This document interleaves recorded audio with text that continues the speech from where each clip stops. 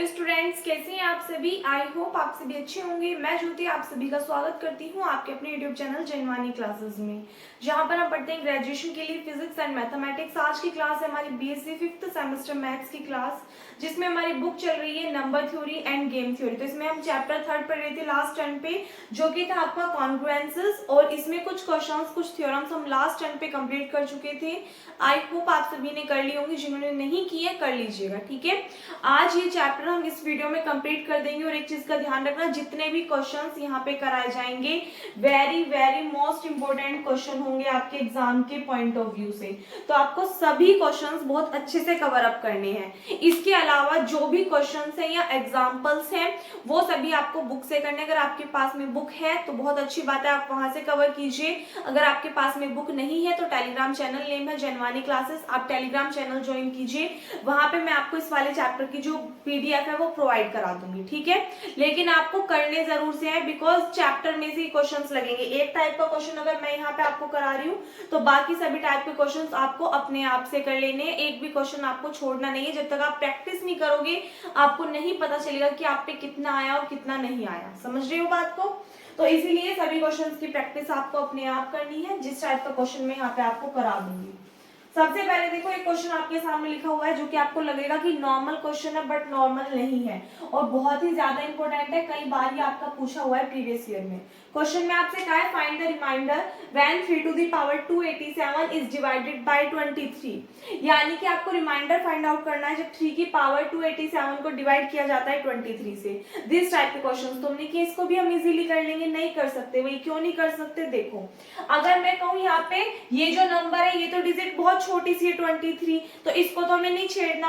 लेकिन यहाँ पे हमें दिखाई दे रहा है कितना है, पावर 287 है। तो 287 को हम क्या करते हैं, जैसे कि हमारे पास में 2 की पावर 20 थी, हमने इसको क्या लिखा था 2 की पावर 5 की होल पावर 4, 5 4 से 20। तो इस तरीके से हमने इसको क्या कर लिया था, छोटा बना लिया था।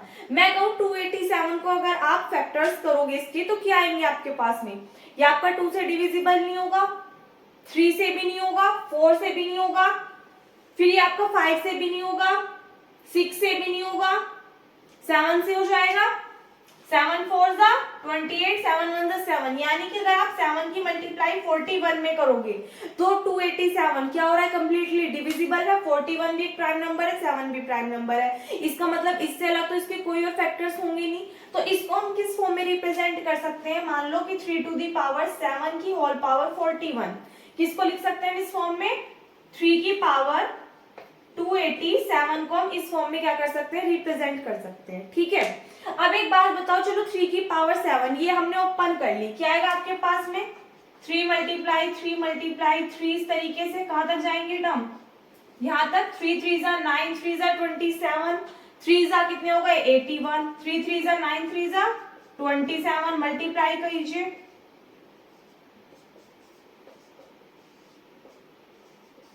2187 आ गया आपके पास में सॉल्व करके। मैंने कहा यहाँ पे टर्म लिखी हमने 2187 और इसकी पावर 41। अब हमें सॉल्व करना है, तो देखना हमें किसके अकॉर्डिंग लेकर के चलना है, 23। मैं कहूँ 23 से डिवाइड कीजिए 2187 को डिवाइड कीजिए किससे, 23 से। कर दोगे आप इजीली, कर सकते हो। जब आप डिवाइड करोगे तो सीधी सी बात है, ये खुद एक बड़ा नंबर है, तो जब आप डिवाइड करके सॉल्व करोगे यहाँ पे भी आपके पास में कुछ वैल्यू आएगी, जो क्वेश्चन होगा कुछ ना कुछ वैल्यू आएगी, फिर रिमाइंडर भी कुछ ना कुछ बचेगा। अब मैंने कहा चलो मान ले रिमाइंडर आपके पास में बहुत छोटी वैल्यू बच गई, लेकिन सपोज दैट मैं सॉल्व नहीं करी क्योंकि सॉल्व करके दिखाने की भी जरूरत नहीं, क्योंकि इस मेथड से सॉल्व भी नहीं होगा। क्यों नहीं होगा, मान लिया मैं तो 2 मान रही हूँ, ठीक है। मैंने कहा कितना आ गया, 2 आ गया। और यहाँ पे देखना अगर रिमाइंडर 2 आ रहा है, किस कंडीशन में, अगर हम 2187 को डिवाइड करते हैं किससे, 23 से, मॉडुलो 23, तो उस कंडीशन में देखना कंप्लीट की होल पावर कितनी चलेगी, 41। इसका मतलब जब आप पावर को ओपन करोगे तो क्या आएगा आपके पास में, 2 की पावर 41। क्या आप 2 की पावर 41 को सोल्व कर सकते हो, कितनी लंबी वैल्यू बैठेगी, समझ रहे हो बात को। तो इसीलिए हम इस मेथड के थ्रू इस क्वेश्चन को सोल्व नहीं कर सकते। दीजिए सोल्व भी नहीं कर सकते तो बताया कि इतना लंबा, वो इसीलिए बताया ताकि आप फिर ये ना सोचो कि पता नहीं क्यों नहीं कर सकते, जब हम बाकी के क्वेश्चन कर रहे हैं तो क्यों नहीं कर सकते। एग्जाम में आप बैठोगे तो आपको तो डायरेक्टली पता नहीं होगा, तो आपको या तो आइडिया लगाना है या फिर हल्का सा रफली करके देख लेना कि इस मेथड के थ्रू ये सॉल्व हो भी जाएगा या नहीं हो जाएगा, ठीक है। अब नहीं होगा तो होगा कैसे? अगर आपको याद हो, मैंने आपको कुछ प्रॉपर्टीज लिखाई थी, जिनमें की फर्स्ट प्रॉपर्टी मैंने आपको ये लिखाई थी कॉन्ग्रुएंस की, कि A is congruent to A modulo M। ये कंडीशन हमारी सेटिस्फाई करती है, ये कंडीशन हमारी सेटिस्फाई करती है जब ये दोनों कैसे हो, इक्वल हो।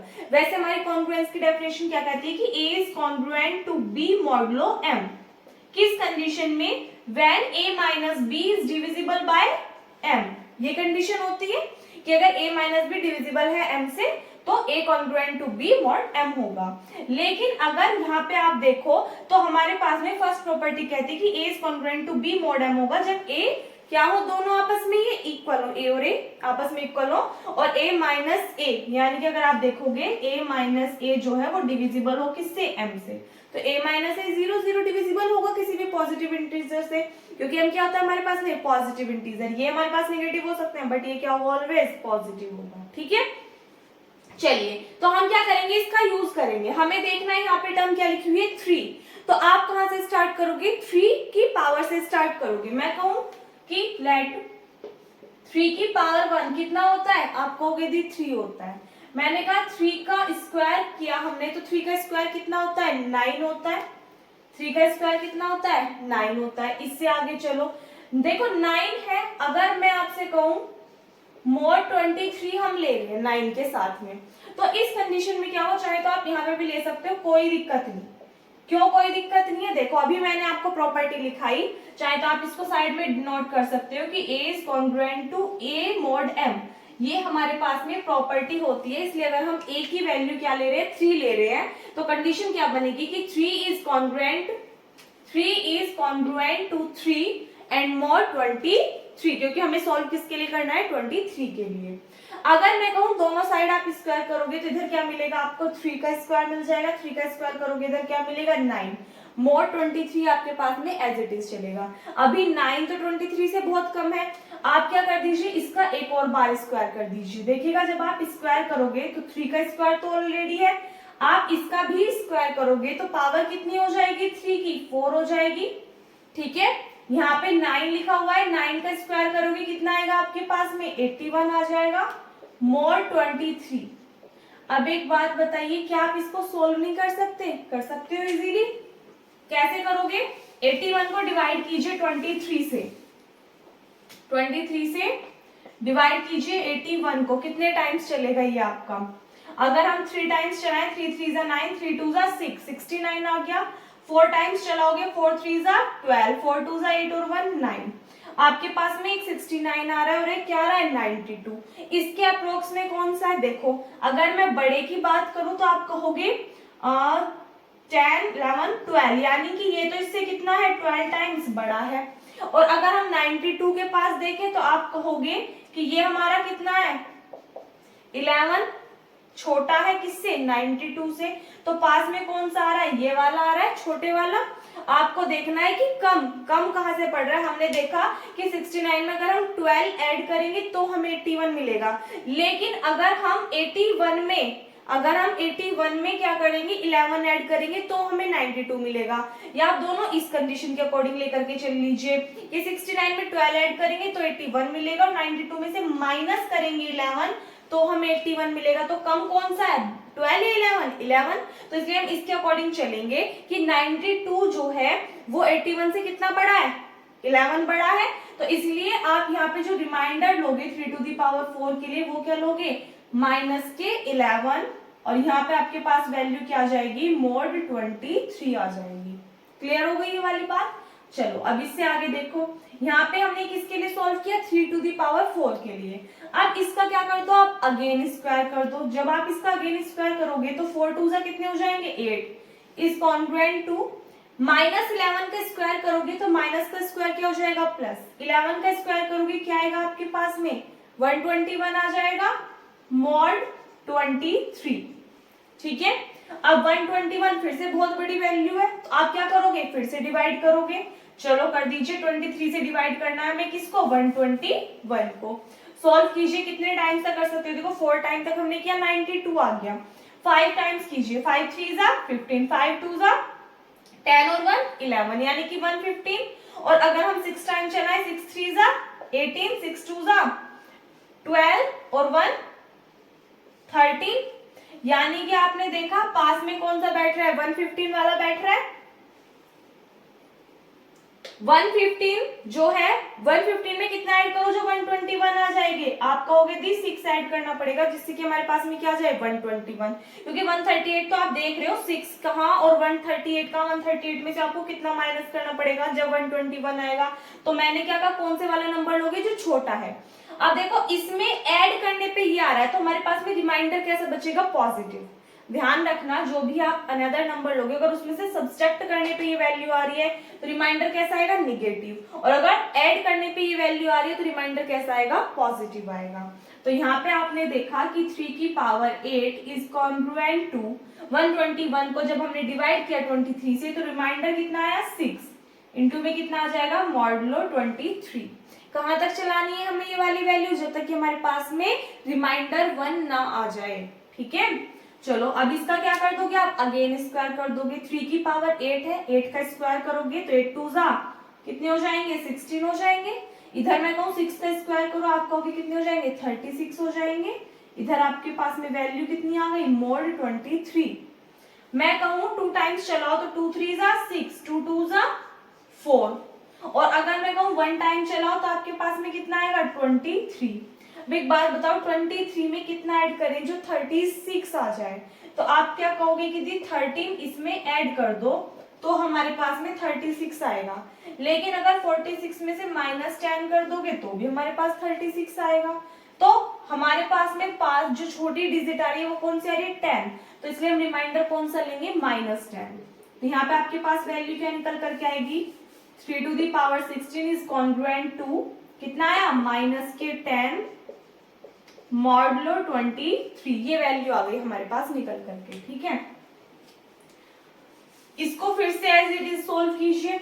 यहाँ पे देखो सोल्व करके आ गया, इसका आप अगेन स्क्वायर करोगे, 16 का स्क्वायर कर दीजिए, यानी कि देखो इसका मतलब क्या है 16 का स्क्वायर, या तो आप डायरेक्टली कर दीजिए 16 टू सा कितने हो जाएंगे 32, या फिर आप ऐसे लिख सकते हो 3 to the power 16 into 3 to the power 16, base same है तो पावर्स ऐड हो जाएंगे तो आपके पास में कितना आएगा 3 टू दी पावर 32 आ जाएगा, ठीक है। तो यहाँ पे आप क्या लिखोगे इसको, 3 to the power 32 is congruent to -10 का जब आप स्क्वायर करोगे तो माइनस का स्क्वायर प्लस हो जाएगा, 10 का स्क्वायर करोगे कितना आएगा 100 मॉड 23। अब इसको फिर से डिवाइड कीजिए, यहां से देखिए 23 से जब आप डिवाइड करोगे 100 को, ये आपका कितने टाइम्स चलेगा, 4 टाइम्स हमने किया था, तो 4 3 जा कितने आ गए थे आपके पास में 12, और 4 2 जा 8 और 1 9, 92। अगर हम 5 टाइम्स चला रहे हैं तो 5 टाइम्स अभी हमने किया था, 5 3 जा 15 10 11 115 आया था।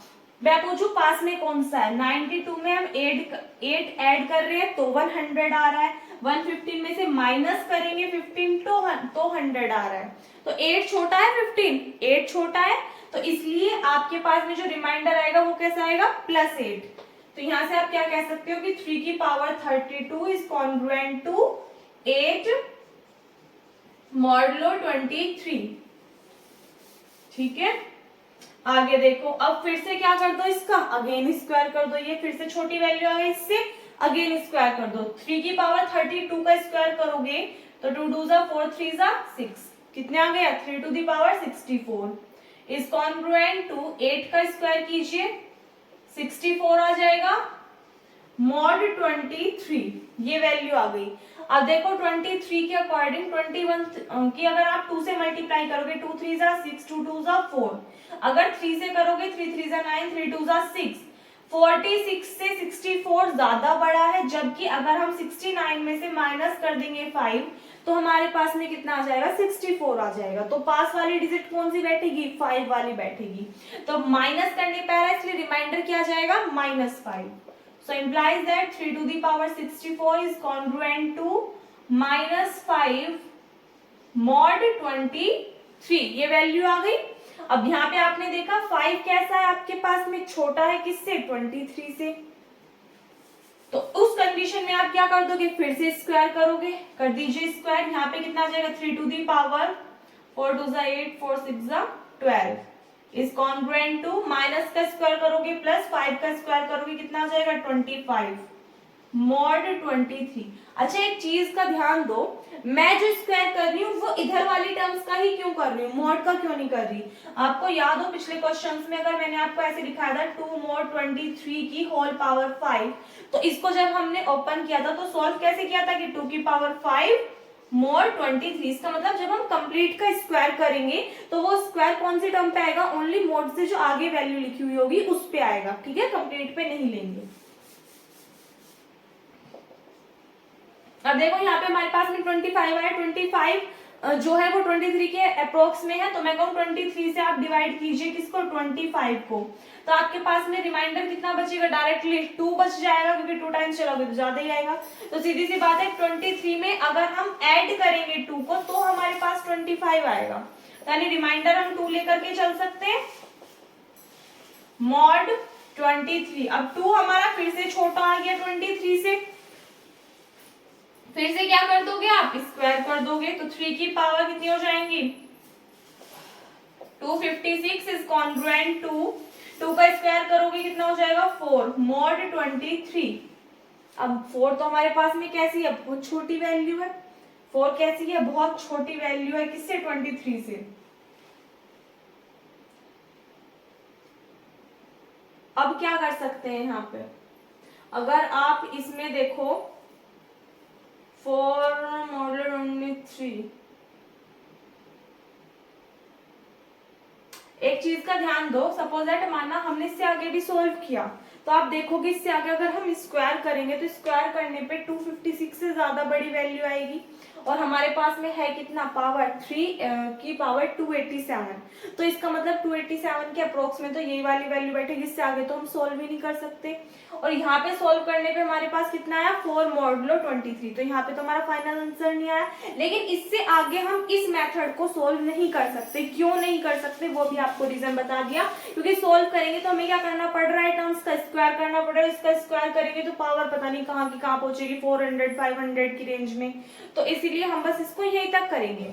लेकिन हमें एक्चुअल में चाहिए क्या, यहाँ पे देखना, हमें चाहिए 3 की पावर 287 इज कॉन्ग्रुएंट टू। अब देखो 3 की पावर 287 में से हमारे पास में किसकी वैल्यू है, 3 की पावर 256 की वैल्यू है, यानी इस 256 में हमें कहां तक टर्म्स ऐड करते जाना है जब तक कि हमारे पास 287 ना आ जाए।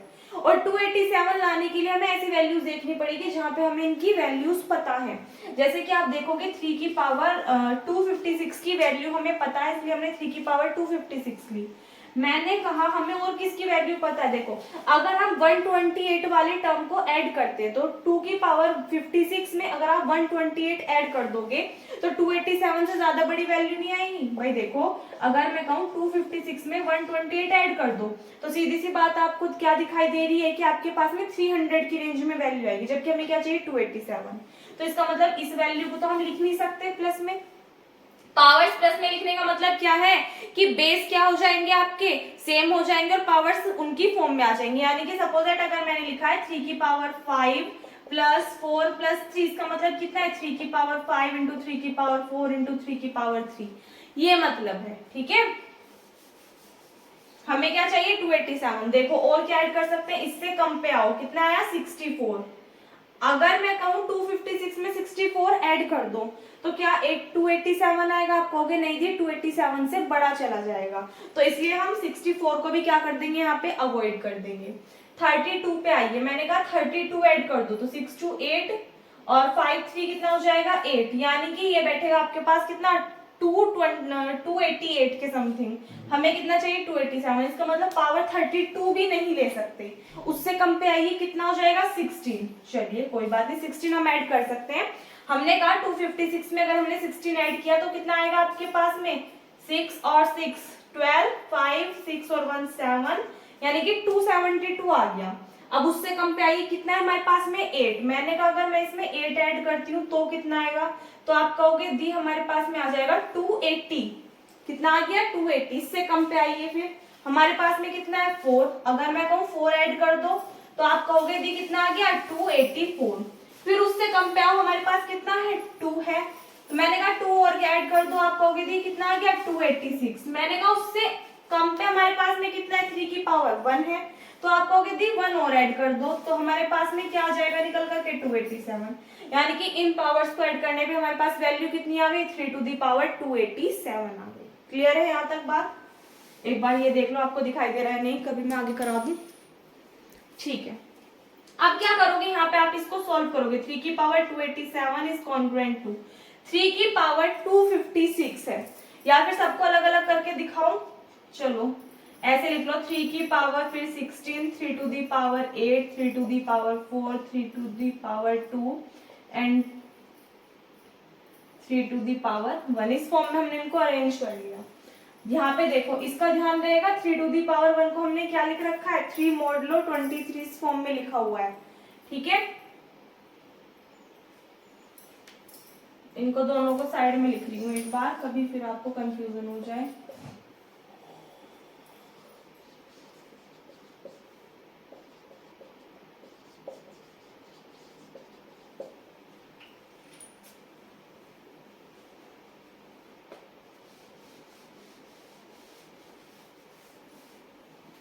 यहां से आगे देखिएगा, 3 की पावर 287 को हम कैसे कैसे अरेंज करेंगे। 3 की पावर 256 मैंने कहा किसके इक्वल है ये आपके पास में, 4। देखो मॉडुलो 23 है, 4 मॉडुलो 23। उसके बाद में मल्टीप्लाई 3 टू दी पावर 16 है। एक काम ना करें, मॉड 23 हम सभी में से कॉमन ले सकते हैं, बट चलो पहले एज इट इज करो। 3 की पावर 16 को हम क्या लिख रहे थे, यहाँ पे देखो ये वाली वैल्यू नहीं लिखनी, इससे नेक्स्ट वाली। जब हमने रिमाइंडर निकाल लिया आपको सिर्फ वो वाली वैल्यूज लिखनी है। तो यहाँ पे देखो आपके पास में कितना आएगा, माइनस के 10 mod 23 into 3 to the power 8 के लिए आपके पास में कितना आया था, 6 मॉड 23। उसके बाद में 3 टू दी पावर 4 के लिए हमारे पास में वैल्यू क्या थी, माइनस 11 मॉड 23। फिर 3 का स्क्वायर के लिए आपके पास में वैल्यू क्या थी, 9 मॉड 23। और 3 की पावर 1 के लिए वैल्यू क्या थी आपके पास में, 3 मॉड 23। वैल्यूज लिख ली हमने, इन सभी को अब क्या कर दीजिए, सॉल्व कर दीजिए। अब देखो एक बात बताओ, इधर का भी रफ कर दो साइड का।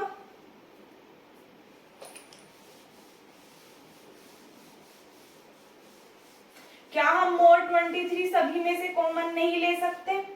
सभी टर्म्स में क्या रहा, मॉड 23 मॉड 23। तो हमने क्या कर लिया, मॉड 23 को कॉमन ले लिया एक बार। तो यहाँ पे कितना बचा, 4 मल्टीप्लाई माइनस 10। उसके बाद में आपके पास में क्या आएगा, multiply 6 multiply minus 11 multiply 9 multiply 3 and mod में कितना आ गया, 23। मैंने कहा इसको सोल्व कीजिए।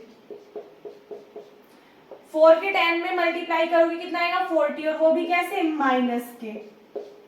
6 की 11 में करोगे तो माइनस के 66।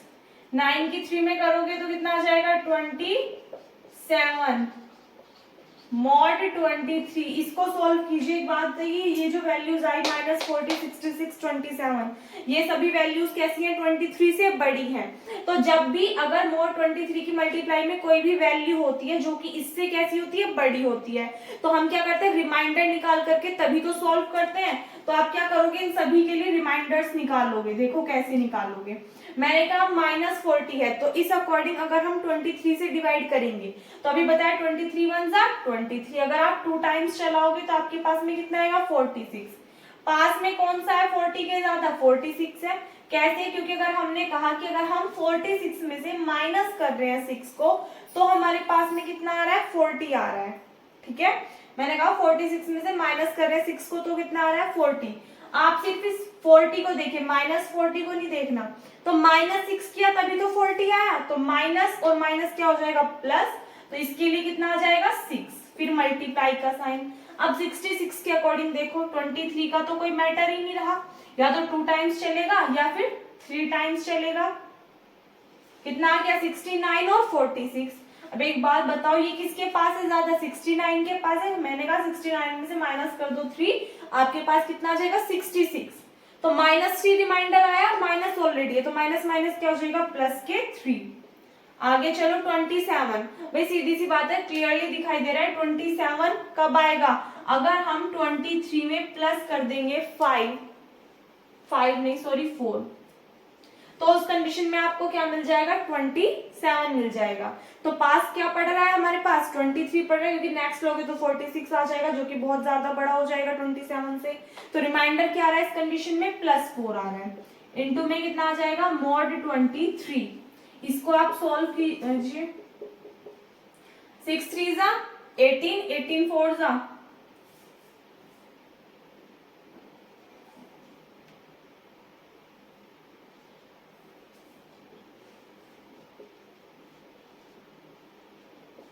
ठीक है। अब एक बात बताइए मुझे, 72 कैसा आ रहा है 23 से, बड़ा आ रहा है, इसका मतलब हमें अभी इसका भी रिमाइंडर चाहिए। तो 23 की मल्टीप्लाई अगर हम 2 में करेंगे तो कितना आ रहा है हमारे पास, 46 आ रहा है। छोड़ दो 46, तो इसके पास कहीं दूर दूर तक भी नहीं है। 3 से मल्टीप्लाई करोगे, 3 3 जा 9, 3 2 जा 6, अगर 4 से करोगे तो 4 3 जा 12, 4 2 जा 8 और 1 9। मैंने कहा 72 इन दोनों के बीच में आ रहा है, तो अप्रोक्सीमेट किसके पास आ रहा है, 69 के, क्योंकि अगर हम 69 में 3 ऐड करेंगे तो हमें क्या मिलेगा, 72 मिलेगा। इसका मतलब क्या है कि 3 की पावर 287 इज कॉन्ग्रुएंट टू, कितना आ रहा था, +3, तो 3 mod 23। यानी कि हमें क्या दिखाना था कि आपको रिमाइंडर फाइंड आउट करना था जब 3 की पावर 287 को डिवाइड करना है किससे, 23 से। अब यहाँ पे आप देखो लास्ट कंडीशन क्या बची, ये ऑल्सो 3 हमारा कैसा है, 23 से छोटा है, तो हम क्या कहेंगे कि 3 क्या है, वो रिमाइंडर है जब 3 की पावर 287 को डिवाइड किया जाता है किससे, 23 से। अभी तक जो क्वेश्चन थे उनमें हमारे पास में क्या आ रहा था, रिमाइंडर 1 आ रहा था, क्योंकि वैल्यूज ही हमें ऐसी गिवन थी। लेकिन जरूरी नहीं है कि हर किसी क्वेश्चन में आपके पास रिमाइंडर निकल करके कितना है, 1 आए। एक बात बताइए, मैंने कहा कि आप 5 को डिवाइड कीजिए किससे, 2 से, तो आप कहोगे कर दिया जी, 2 2 जा 4, रिमाइंडर कितना आया, 1। लेकिन अगर मैं आपसे कहूं कि आप 2 से डिवाइड कीजिए किसको, चलो 2 से रहने दो, मैंने कहा 3 से डिवाइड कीजिए किसको, 17 को, तो क्या रिमाइंडर 1 आएगा, नहीं आएगा। अब क्या आ गया, रिमाइंडर 2 आ गया। तो जरूरी थोड़ी ना हर बार रिमाइंडर 1 आए, तो सेम इसी तरीके से यहाँ पे हमारा रिमाइंडर कितना आया, 3। तो आप क्या कहोगे, hence the remainder is 3 when 3 to the power 287 is divided by 23। ठीक है, तो ये हमारा फाइनल आंसर होगा। आई होप आपको क्लियर हो गया होगा, क्वेश्चन बहुत ही इंपॉर्टेंट है, नोट कीजिए इसको। अब आपको क्लियर दिखाई दे गया होगा, थोड़ा सा उधर का कट हो रहा था, नोट कर लीजिए। देखिएगा नेक्स्ट एक थ्योरम है, और ये भी आपकी वेरी मोस्ट इंपॉर्टेंट थ्योरम है। मैंने आपको पहले ही बता दिया, देखो बाबा क्वेश्चंस में तो मैं बता ही रही हूँ कि जितने भी आज क्वेश्चंस या थ्योरम्स करा रही हूँ बहुत ही ज्यादा इंपॉर्टेंट है, बहुत बहुत ज्यादा। ठीक है, अभी जो पहले क्वेश्चन करा है तो वो बहुत ज्यादा इंपॉर्टेंट है, ये थोड़ी सी है, लेकिन जिन पे मैंने ये बोल दिया कि सबसे ज्यादा है वो आपको नहीं छोड़नी किसी भी कंडीशन में। ठीक है, एक चाइनीज थ्योरम आएगी अभी चाइना की, वो भी कराऊंगी, वो भी बहुत ही ज्यादा इंपॉर्टेंट है इस चैप्टर की। तो ये भी अच्छी थ्योरम है। क्या कहा आपसे कि the congruence ax is congruent to b mod m has a solution if and only if the greatest common divisor of a and m in a sense am, ये ब्रैकेट का मतलब समझ रहे हो किसको शो करता है, जीसीडी को। एलसीएम के लिए हम किस ब्रैकेट का यूज करते हैं, इसका, और जीसीडी के लिए इसका। ये क्या होता है, लीस्ट कॉमन मल्टीपल, और ये क्या होता है हमारे पास, greatest common divisor. Divides B, question में आपसे कहा है, थ्योरम का स्टेटमेंट कह रहा है कि यदि ax is congruent to b mod m कोई सॉल्यूशन रखेगा if and only if, condition क्या है, जो नेसेसरी और सफिशिएंट कंडीशन है वो क्या है कि जो ग्रेटेस्ट कॉमन डिवाइजर होगा, यानी कि जो जीसीडी होगा किसका, a और m का, यानी कि am को हम इस फॉर्म में लिख सकते हैं, जीसीडी है a और m का, वो अगर डिवाइड करे किसको, b को, यानी कि सपोज दैट अगर जीसीडी हम कोई भी अनदर एलिमेंट d ले रहे हैं, ठीक है, ये क्या है, जीसीडी है a और m का, मतलब कि ये a को भी डिवाइड करेगा और ये m को भी डिवाइड करेगा, तो ये डिवाइड करना चाहिए किसको भी, b को भी, यानी कि जो d है वो हमारा किसको भी डिवाइड करना चाहिए, बी को भी डिवाइड करना चाहिए। ये नेसेसरी और सफिशिएंट कंडीशन है किसकी, इसकी। तो एक्चुअल में हमें दिखाना क्या होगा, एक बार ये कंडीशन लेके ये कंडीशन दिखानी पड़ेगी कि अगर जीसीडी ए और एम हमारे पास कोई भी दो एलिमेंट है जिनका जीसीडी हमने क्या ले लिया, डी, यानी कि अगर ए डिविजिबल है डी से और एम भी डिविजिबल है डी से, तो ऑल्सो बी भी डिविजिबल होगा डी से। और सेकंड कंडीशन हम क्या लेकर के चलेंगे, यदि बी डिविजिबल है डी से तो जो डी होगा वो ए और एम का क्या होगा, क्या होगा, जेसीडी होगा। ठीक है, तो ये दोनों चीजें हमें इसमें प्रूफ करके दिखानी है। तो सबसे पहले जीसीडी की बात आई तो आप वही लेट कर लोगे, प्रूफ करोगे इसका, तो क्या लिखोगे कि लेट ए और एम का हमें जीसीडी राइट करना है, तो हमने मान लिया GCD of A M is equals to D. अच्छा देखो, लिखने की तो जरूरत नहीं है, इसको आप ऐसे रिप्रेजेंट कर दो या फिर आप इसको ऐसे लिख दो, GCD of A M, A and M, यानी कि आप क्या कह सकते हो, दिस। और हमने मान लिया ये किसके इक्वल है, डी के इक्वल है। ठीक है, तो इस ब्रैकेट का मतलब भी क्या है कि हम जीसीडी की बात कर रहे हैं, ग्रेटेस्ट कॉमन डिवाइजर की बात कर रहे हैं, तो इसको लिखने की जरूरत आपको नहीं है। इसको हमने क्या मान लिया, डी मान लिया। नाउ हमने कहा या फिर वी हैव, हमें क्या पता है, क्या पता है हमें, जो कॉन्ग्रुएंस की डेफिनेशन है वो क्या कहती है, इसके अकॉर्डिंग देखिएगा जो हमें क्वेश्चन में गिवन है कि ax is congruent to b mod m has a solution, या फिर एक काम कीजिए यहाँ पे लिख लीजिए कि हमें पता है कि ax is congruent to b mod m, ये चीज हमें क्वेश्चन में गिवन है। ठीक है, let it has a solution, हमने मान लिया कि ये क्या रखती है, एक सॉल्यूशन रखती है जिसको हमने नाम दे दिया x is equals to x1, यानी कि अगर हम x की वैल्यू x1 रखते हैं तो उस कंडीशन में ये क्या रखता है, एक सॉल्यूशन इसका एग्जिस्ट करता है।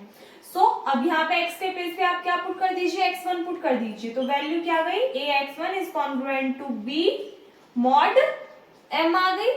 ये कंडीशन कब सेटिस्फाई करेगी, देखो अगर हम ये लिखते थे a is congruent to b mod m, तो ऐसा कब होता था, जब a माइनस b क्या होता था, m से डिविजिबल होता था। सो इम्प्लाइज दैट हम क्या कह सकते हैं यहाँ पे कि ये कंडीशन कब होगी, जब ax1 माइनस b जो है वो डिविजिबल होगा किससे, m से, ये टर्म इधर चली जाएगी। अब एक बात बताइए, कोई भी टर्म किसी भी नंबर से डिविजिबल कब होती है, मैंने आपको एक एग्जांपल दिया था कि मान लो 6 डिविजिबल है किससे, 3 से, तो कंडीशन क्या होगी कि 3 में हमें किसी टर्म की मल्टीप्लाई करनी पड़ेगी तभी तो हमारे पास में 6 आएगा।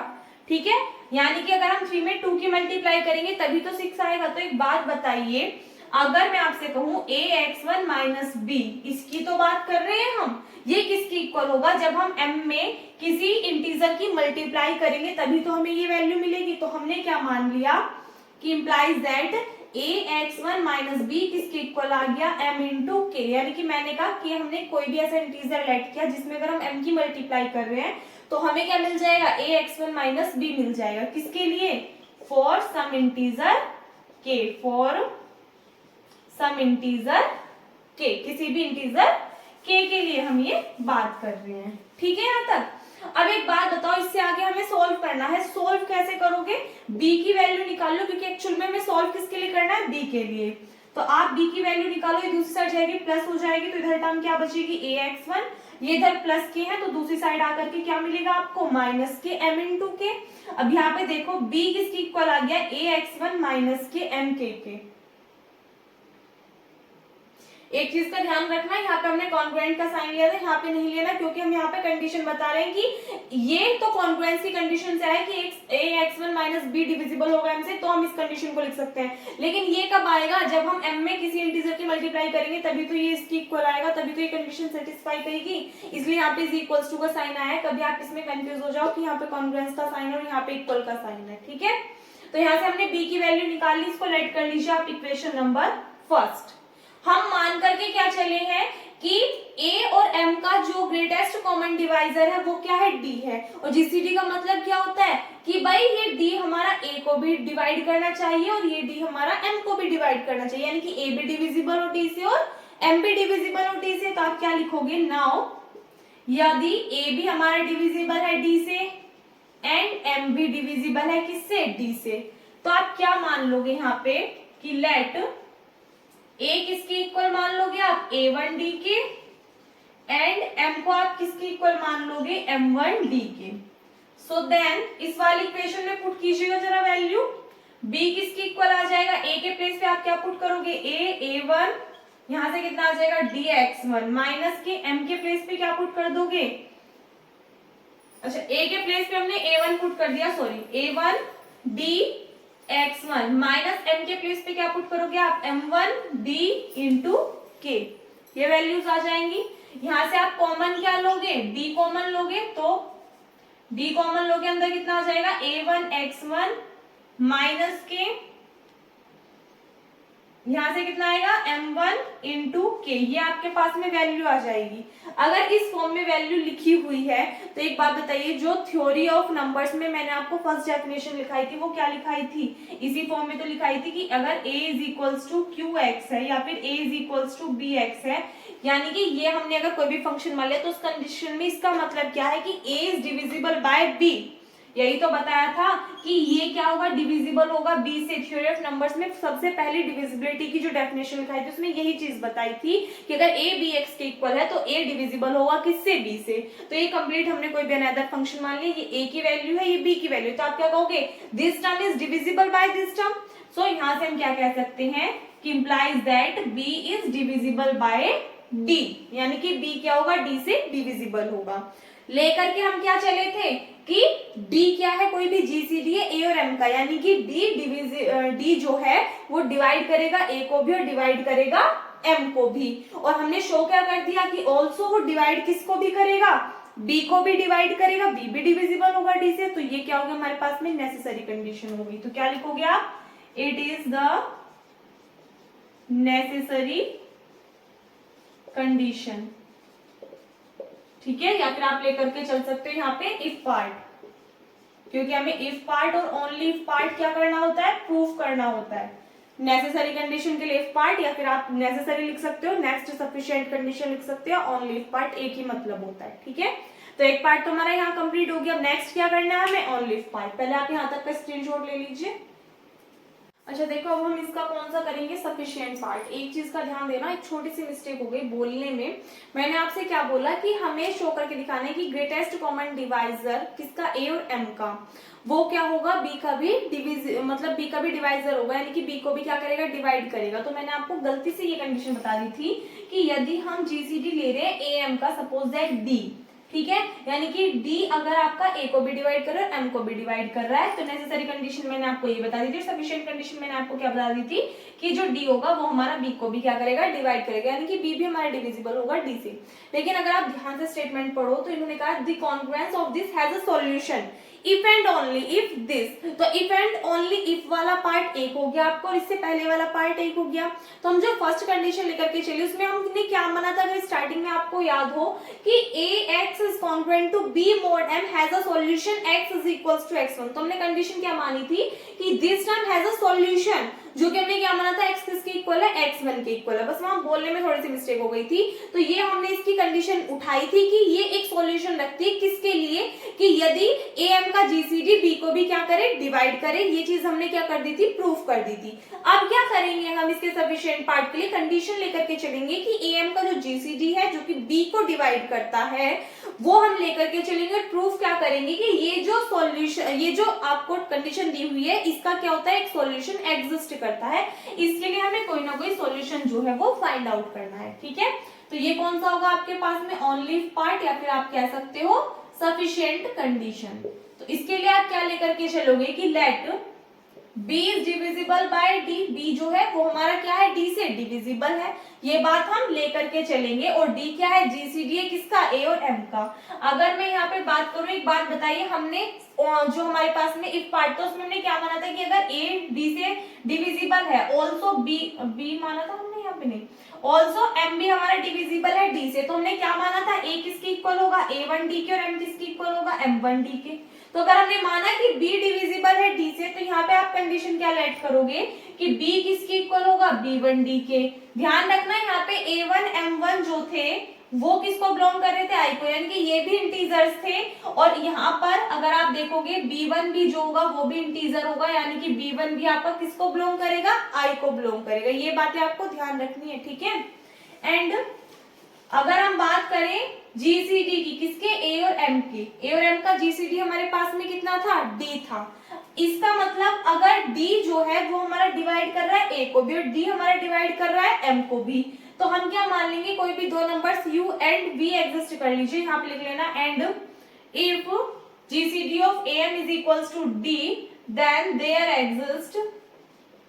Exist u and v such that, किस तरीके से मानोगे आप इनको, कि अगर हम बात करें इसकी तो आप कहोगे कि au प्लस mv ये किसके इक्वल आएगा, d के, यानी कि यदि a भी डिविजिबल है d से और m भी डिविजिबल है d के, तो हमने क्या मान लिया, दो इंटीजर्स लेट कर लिए u और v, तो हमने कहा d किसके इक्वल होगा, au प्लस mv के इक्वल होगा। ठीक है, दोनों साइड क्या कर दीजिए आप, b1 से मल्टीप्लाई कर दीजिए। b1 हमें क्यों चाहिए, देखो यहाँ पे हमें वैल्यू चाहिए और d हमारे पास आ गया, तो अगर हम b1 से मल्टीप्लाई कर देंगे इधर हमारा क्या बन जाएगा, b1d, जिससे हमें किसकी वैल्यू मिल जाएगी, इजीली b की वैल्यू मिल जाएगी।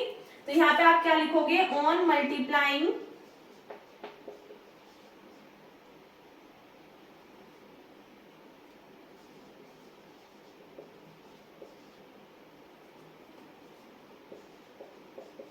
Both sides by b1, b1 से मल्टीप्लाई कर दीजिए, इधर क्या मिलेगा आपको, db1, इधर क्या मिल जाएगा, aub1, इधर मिलेगा आपको mvb1।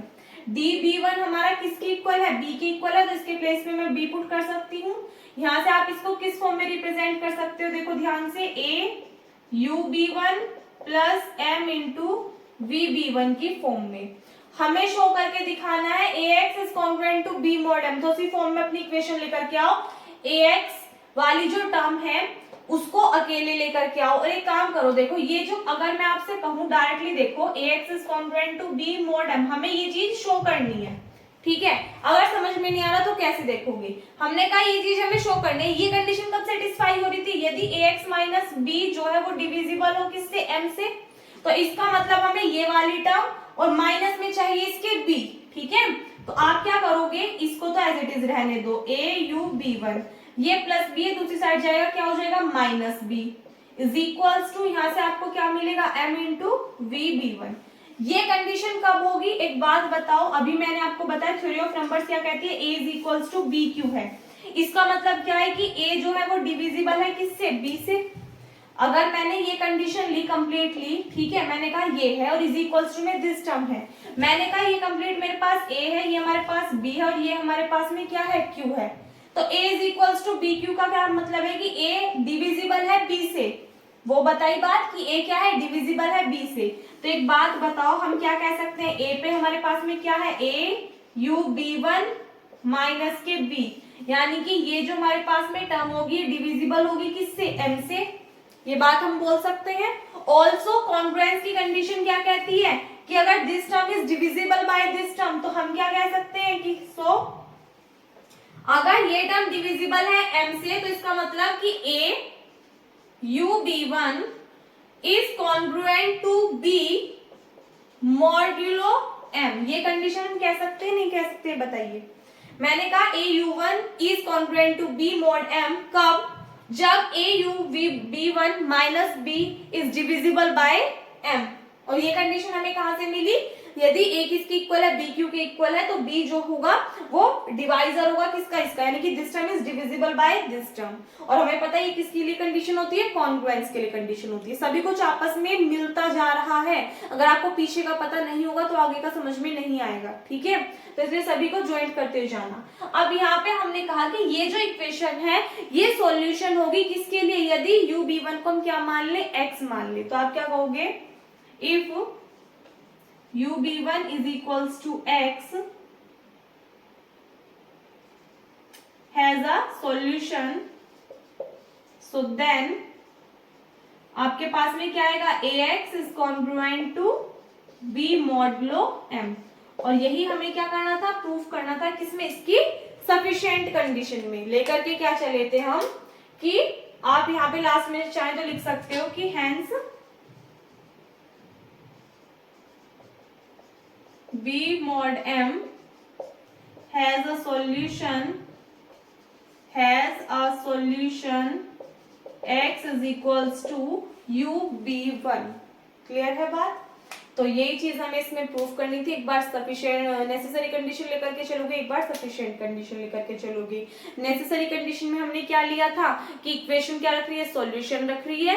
सॉल्यूशन रख रही है, हमने प्रूफ कर दिया था कि जो ए और एम का जीसीडी होगा वो डिवाइड करेगा किसको, बी को भी। अब हम लेकर के क्या चले कि ए और एम का जो जीसीडी है, जो कि हमने डी माना, यदि वो बी को भी डिवाइड कर रहा है तो जो इक्वेशन है A X is congruent to B mod M, वो क्या रखेगी, एक सॉल्यूशन रखेगी, क्या, यू बी वन। ठीक है, इजी है, इंपॉर्टेंट है, नोट कीजिए। नेक्स्ट देखिएगा, नेक्स्ट है चाइनीज रिमाइंडर थ्योरम, जो कि आपकी वेरी वेरी मोस्ट इंपॉर्टेंट है। कई सारी यूनिवर्सिटी में आपकी ये पूछी गई है लास्ट प्रीवियस ईयर में। थोड़ी सी डिफरेंट है, अटपटी सी थ्योरम है, आपको वैसे समझ में नहीं आएगी, इसलिए डायरेक्टली पहले लिख करके तब आपको बताऊंगी, ताकि आपको हर एक चीज जो है वो अच्छे से क्लियर हो जाए। ठीक है, तो सबसे पहले बात करते हैं थ्योरम का स्टेटमेंट क्या कहता है कि late m1, m2, m3 terms कहां तक जाएंगी, mr तक, be pairwise relatively prime numbers. यानी कि ये सभी कैसे है, रिलेटिवली प्राइम नंबर्स है। प्राइम नंबर्स कौन कौन से होते हैं वो आप सभी को पता है कि जो नंबर्स या तो सिर्फ अपने आप से डिविजिबल हो या वन से, वो क्या कहलाते हैं, हमारे प्राइम नंबर्स कहलाते हैं। यानी कि दो से अलग उनका कोई भी थर्ड फैक्टर ना हो। ठीक है, सो हमने माना ये सभी कैसे है, प्राइम नंबर्स है, सच दैट अगर हम जीसीडी निकालें एम आई और एम जे का तो वो किसके इक्वल आए, वन के। मतलब क्या है कि सपोज दैट इनमें से आपने कोई भी दो नंबर्स उठाए, हमने मान लिया m1 ले लो और m2 ले लो, या m3 ले लो और m4 ले लो। जब आप इनका जीसीडी निकालोगे यानी कि ग्रेटेस्ट कॉमन डिवाइजर, तो वो कितना आएगा, वन आएगा। फॉर एग्जाम्पल मैंने आपसे कहा कि कोई भी दो प्राइम नंबर हो, देखो 2 भी प्राइम होता है, 3 भी प्राइम होता है। इसके अलावा आप 13 ले लो, 11 ले लो, और कोई सा भी प्राइम नंबर आप उठा लो। मैं कहूं कि अगर आप उनका जीसीडी निकालो तो वो क्या आएगा, एचसीएफ। पहले हम एचसीएफ पढ़ते थे, क्या आएगा भाई, आप देखोगे 2 भी या तो 2 से डिविजिबल है या किससे है, 1 से है। 3 हमारा 1 से डिविजिबल है या 3 से है। ऑल्सो 13 हमारा 1 से है, 13 से। 11 हमारा 1 से है, 11 से।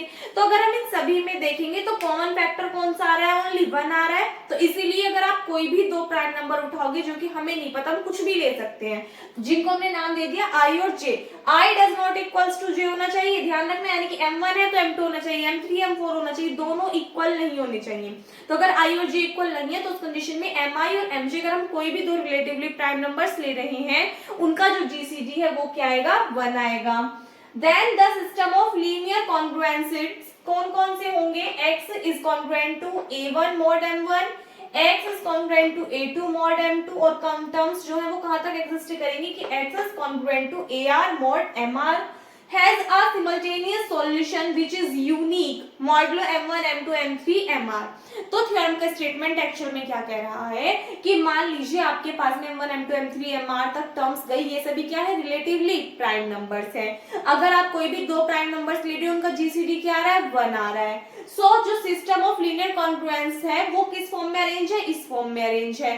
तो आपसे कहा है कि ये जो सिस्टम है लीनियर कॉन्ग्रुएंसेस का, ये क्या रखता है, सिमल्टेनियस सॉल्यूशन रखता है, जो कि कैसा होता है, यूनिक होता है। यानी कि ये जो सिस्टम है ये एक यूनिक सॉल्यूशन एग्जिस्ट करता है इसका, और वो भी कैसा होता है, यूनिक होता है। किसके लिए, मॉडुलो m1 m2 m3 और mr के लिए। ये हमारा चाइनीज रिमाइंडर थ्योरम का क्या कहता है, स्टेटमेंट। याद कैसे रखोगे कि सपोज दैट हमने कोई भी एक सेट लिया किसका, रिलेटिवली प्राइम नंबर्स का, अगर हम किन्हीं भी दो प्राइम नंबर्स mi और mj का जीसीडी निकालेंगे, वो क्या आएगा, 1 के इक्वल आएगा। Where i does not equals to j, दोनों प्राइम नंबर सेम हमारे नहीं होंगे, अलग अलग होंगे, तो उनका जीसीडी क्या आएगा निकल करके, 1 आएगा।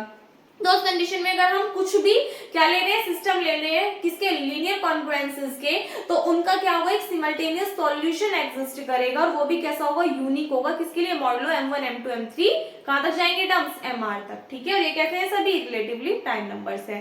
तो ये तो हो गया थ्योरम का स्टेटमेंट। अब थ्योरम का स्टेटमेंट है तो 100% करेक्ट बात है, लेकिन हमें क्या करनी है, प्रूफ करनी है। अब आते हैं इसके प्रूफ पे। तो हमने मान लिया कि m हमारा किसके इक्वल है, m1 into m2 into m3 into m4 कहां तक जाएंगे टर्म्स, mr तक एग्जिस्ट कर गई। And let for each k is equals to 1 2 3 कहां तक गई टर्म्स, r तक। हमने मान लिया कि कैपिटल m सफिक्स में k, ये हमारा किसके इक्वल हुआ, m अपॉन m के, ये हमने अपने पास सिलेक्ट कर लिया। अब एक बात बताइए, m की वैल्यूज हमने क्या मानी है, तो इस m के प्लेस में हमने वैल्यूज पुट कर दी कहां तक, mr तक। और एक चीज का ध्यान रखना, बीच में कहीं ना कहीं कोई अनदर टर्म एग्जिस्ट करेगी, हमने मान लिया क्या, mk। mk से पहले टर्म क्या होगी, mk-1, mk से नेक्स्ट टर्म क्या होगी, mk+1, और टोटल नंबर कहां तक एग्जिस्ट करे, r तक एग्जिस्ट करके। अपॉन में क्या चल रहा है, mk। ऊपर वाली सभी टर्म्स कैसी हैं, आपस में मल्टीप्लाई में है, तो इस वाले mk से ये वाला mk क्या हो जाएगा, कैंसिल आउट हो जाएगा। यहाँ से क्या बचा, कैपिटल M के, ध्यान रखना कैपिटल M के इसके इक्वल है, और इनके प्लेस में हमने वैल्यूज पुट किया, M की वैल्यू ये, दिस की वैल्यू ये, तो this term is equals to this term.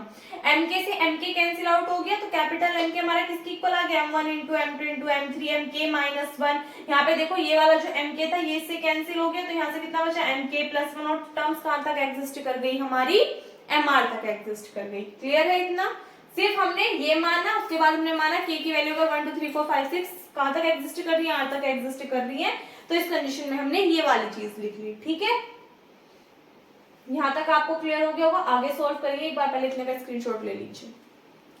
देखिएगा वहां से आगे का देखिएगा, क्या ऐड करोगे आप कि since mi are relatively prime in pair, यानी कि हमने मान लिया mi कैसे रिलेटिवली प्राइम है, कैसे, पेयर में। सो उस कंडीशन में हमारे पास में अगर मान लो अभी हमने दो एलिमेंट्स लिए थे, एक तो हमने लिया था mi, क्या लिया था, mi, और एक हमने लिया था mj। इस तरीके से हमने माना था इनका जीसीडी, अगर हम बात करें इनका जो जीसीडी होगा वो हमने किसके इक्वल लिया था, 1 के इक्वल, यानी कि इनके बीच में जो ग्रेटेस्ट कॉमन डिवाइजर होगा वो क्या होगा, 1 होगा। Where I does not equals to j, जब I j के इक्वल ना हो, तो उस कंडीशन में हमने कुछ और भी तो नाम दे सकते हैं। सपोज दैट हमने इस mi को मान लिया, नाम दे दिया क्या, कैपिटल M के, और इस mj को हमने नाम दे दिया क्या, स्मॉल m के। तो उस कंडीशन में हमारे पास में क्या आएगा कि जीसीडी निकालेंगे अगर हम इन दोनों टर्म्स का, तो वो भी क्या आएगा, 1, क्योंकि दोनों है तो क्या एक्चुअल में रिलेटिवली प्राइम नंबर्स ही हैं, तो हमने माना कि this term is equals to 1। So therefore it is possible to solve linear congruence। तो इसका मतलब क्या है कि अगर ये कंडीशन है तो हम सॉल्व कर सकते हैं किसको, लीनियर कॉन्ग्रुएंस को। अब उसके लिए कंडीशन क्या होती है कि अगर हम सपोज ये एलिमेंट्स लेकर के चल रहे हैं, तो यहाँ पे आप क्या लोगे कि ये जो mk है इसकी मल्टीप्लाई में कोई अनदर एलिमेंट आप x एग्जिस्ट कराओगे, कि कैपिटल M सफिक्स में k इंटू x कॉन्ग्रुएंस होगा किसका, यहाँ पे देखो इन दोनों का जीसीडी क्या निकल करके आ रहा है, 1, तो इसलिए आप b की वैल्यू यहाँ पे क्या लोगे, 1 लोगे, और ये जो आपके पास में नेक्स्ट एलिमेंट आपने लिया ये किसका काम करेगा, m का, जो पॉजिटिव इंटीजर हम मानते थे मोड के साइड में वो वाला। ठीक है, तो आप इसको कैसे लिखोगे, कैपिटल M के into x is congruence to 1 mod small m k। ये आ गई आपके पास में क्या, equation number first. So it will have a unique solution x के, तो हमने माना कि जो इक्वेशन फर्स्ट है ये क्या रखती है, यूनिक सॉल्यूशन रखती है, जिसको हमने नाम दे दिया क्या, x सफिक्स में k। तो यहाँ पे जो ये x है इसके जगह पे आप क्या पुट कर दोगे, x k पुट कर दोगे, बस, और कुछ चेंज नहीं करना। ये आ गई आपके पास में क्या, इक्वेशन सेकंड। अगर ये हमारे पास में कोई भी सिस्टम है लीनियर कॉन्ग्रुएंस का, तो हमें क्या चाहिए होता है, इसका सॉल्यूशन चाहिए होता है। तो मान लेंगे कि now we shall show that, हमें क्या दिखाना है कि जो बार x है वो किसके इक्वल होगा, a1 m1 x1 plus a2 m2 x2 terms कहां तक एग्जिस्ट करेंगी, ar mr xr तक, जो कि हमने इक्वेशन थर्ड मान ली, is a simultaneous solution of the given system. तो हमने क्या मान लिया, ये सॉल्यूशन होगा किसका, इस अबव सिस्टम का। सिस्टम हमने अपने पास से माना है कोई भी किसका, लीनियर कॉन्ग्रुएंस को। उसके बाद में हमने कहा कि ये सॉल्यूशन है जो कि हमें प्रूफ करना है कि यही एग्जैक्ट सॉल्यूशन होगा किसका, इस गिवन सिस्टम का, जो कि हमने लिया है अपने पास से। ठीक है, तो यहाँ पे हम मानेंगे कि हमें पता है mi किसकी इक्वल, mi कॉन्ग्रुएंट टू 0 होगा किसके लिए, मॉड mk के लिए। एलिमेंट कौन से लेकर के चलने, ये वाले दोनों एलिमेंट्स आपको लेकर के चलने हैं। तो क्या कहोगे आप, mi is congruent to 0 mod mk, कब, यदि i does not equals to k हो, यानी कि यदि i की वैल्यू k के इक्वल ना हो, उस कंडीशन में। ध्यान रखना ये हम कब लेकर के चले थे, 1, जब हमने mk की मल्टीप्लाई में क्या माना था, x। ऑल्सो यहाँ पे भी k था, यहाँ पे भी k था, लेकिन जब आप कोई भी अनदर टर्म मानोगे, i मानोगे सफिक्स में k की जगह पे, और नेक्स्ट एलिमेंट में k होगा, तो आपको ध्यान रखना है i does not equals to k होना चाहिए, दोनों आपस में इक्वल नहीं होने चाहिए। तो आप कहोगे mi is congruent to 0 mod mk, किसके लिए, i does not equals to k। Also ये बताइए ये वाली जो टर्म है और ये वाली जो टर्म है, इनके बीच रिलेशन क्या होता है कि this term is divisible by this term. अगर हम ऐसे लिखते हैं कि a is congruent to b mod m, तो इसका मतलब क्या होता है, ये b इधर जाएगा तो a minus b is congruent to 0 mod m। तो यहाँ पे हम क्या लिखते हैं कि a minus B is divisible by m, ये चीज तो लिखते हैं। तो अगर a माइनस बी की जगह पे mi है और m के प्लेस में mk है, तो आप क्या लिखोगे कि mi is divisible bye mk। तो ये चीज हमने लिखी हुई है कि mi is divisible bye mk। So now from equation third क्या आपके पास में ये वाली है, तो इसके अकॉर्डिंग अगर आप इसकी वैल्यू निकालोगे तो ये सभी वैल्यूज जो है वो क्या होती चली जाएंगी, जीरो होती चली जाएंगी, क्योंकि हमारे मल्टीप्लाई में टर्म क्या है, जीरो। लेकिन एक टर्म ऐसी बीच में एग्जिस्ट करेगी जो कि आपकी जीरो नहीं होगी, जो कि क्या निकल करके आएगी, ए के एम के ए के। क्यों? क्योंकि देखो हमने क्या माना कि जो आई है वो डज नॉट इक्वल्स टू के है, तो यदि आई के इक्वल नहीं होगा तो जो के वाली टर्म है ये आपके पास में एज इट इज रहेंगी, बाकी सभी टर्म्स की जो वैल्यू है वो क्या हो जाएगी, जीरो हो जाएगी।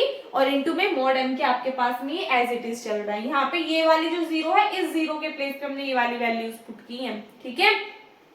सो नाउ अब यहाँ से देखिएगा ये बाकी सभी टर्म्स तो जीरो, तो आपके पास कितना है, सिर्फ ए के एम के एक्स के और इनटू में क्या आ जाएगा, मोड एम के। अगर आप यहाँ से ऊपर देखो एम के इंटू एक्स के किसके इक्वल था, ये कॉन्ग्रुएंस था किसके लिए, वन मॉडुलो एम के लिए। तो यहाँ से ये जो एम के एक्स के है इसके प्लेस पे हम वन पुट कर सकते हैं, तो यहाँ पे इसके प्लेस पे हमने पुट कर दिया वन, मोड एम के हमारे पास में एज इट इज रहा। कहाँ से पुट किया, ये हमने इक्वेशन सेकंड से पुट कर दिया। सो नाउ हम कह सकते हैं बार एक्स किसकी कॉन्ग्रुएंस है, ए के इंटू मॉड एम के। So this shows that a solution to the given system of congruence exist, यानी कि ये क्या शो करता है कि जो गिवन सिस्टम है किसका, कॉन्ग्रुएंस का, उसका सॉल्यूशन एग्जिस्ट करता है किसके लिए, इस एक्स के लिए, ठीक है। ये इस थ्योरम का प्रूफ था। अगर हम देखें बाकी रही इसकी यूनिकनेस की, ये यूनिकनेस की कंडीशन को भी शो करता है, वो आपको करा रही हूँ, इतना एक बार नोट कर लीजिए। टफ इसमें कुछ भी नहीं है, बस थोड़ी सी समझने वाली चीजें जो कि आपको एज इट इज ध्यान रखनी होगी, ठीक है। नोट कीजिए, देखिएगा एक बार इसकी यूनिकनेस के लिए और चेक करेंगे। तो यहाँ पे आप क्या मानोगे कि suppose x1 bar and x2 bar be any two different solution of the system. हमने माना x1 बार और x2 बार क्या है, कोई भी दो डिफरेंट सॉल्यूशन है किसके, जो भी हमारे पास में सिस्टम था लीनियर कॉन्ग्रुएंस का, उसके लिए हमें यहाँ पे यूनिकनेस शो करनी है। ध्यान रखना, तो ये कंडीशन हमें सेटिस्फाई करनी चाहिए क्या, कि अगर हम कोई भी दो सॉल्यूशन ले रहे हैं किसके, लीनियर कॉन्ग्रुएंस का, जो भी हमने सिस्टम लिया था उसके, कौन कौन से, x1 बार और x2 बार। सो देन उस कंडीशन में x1 बार हमने कहा कि x1 bar is congruent to a के मॉड m के है and x2 bar is congruent to a के मॉड m के है, जहां पर k किसके इक्वल होगा, 1 2 3 4 टर्म्स कहां तक एग्जिस्ट करेंगी, r तक आगे, ठीक है। तो हमने माना x1 इसके इक्वल है और x2 हमने मान लिया इसके इक्वल है। सो इस कंडीशन में अगर हम x1 माइनस x2 निकालेंगे तो देखना जरा, x1 बार माइनस x2 बार, दोनों इक्वेशंस को सब्सट्रैक्ट कर दो, इज कॉन्ग्रुएंट टू a के में से a के माइनस करोगे कितना आ जाएगा, जीरो। मोड m के आपके पास में एज इट इज चलेगा, कभी इसको भी काट करके जीरो कर दो, ठीक है। तो ये नहीं करना, तो x1 bar minus x2 bar is congruent to zero mod m के। अब ये कंडीशन कब सेटिस्फाई होती है, आप सभी को पता है, if this term is divisible by this term, so तभी तो हम ये कहेंगे कि ये कंडीशन हमारी सेटिस्फाई हो रही है। तो वहां पे हमने ये वाली बात लिखी कि कब होगा, x1 bar minus x2 bar congruence to zero mod m के कब होगा, यदि x1 bar minus x2 bar is divisible by m के, ठीक है। कंडीशन सारी डेफिनेशन से आ रही है, अलग से नहीं आई। अगर आपको डेफिनेशन क्लियर है तो ये वाली चीज हमने यहाँ पे लिख दी। तो हम क्या कह सकते हैं कि देखो ये हमारे पास में a की वैल्यू होती है, ये हमारे पास में किसकी वैल्यू होती है, b की वैल्यू होती है, ये हमारे पास में किसकी वैल्यू होती है, कोई भी m पॉजिटिव इंटीजर होता है। तो हम क्या कहते हैं, a is congruent to b mod m के, ठीक है।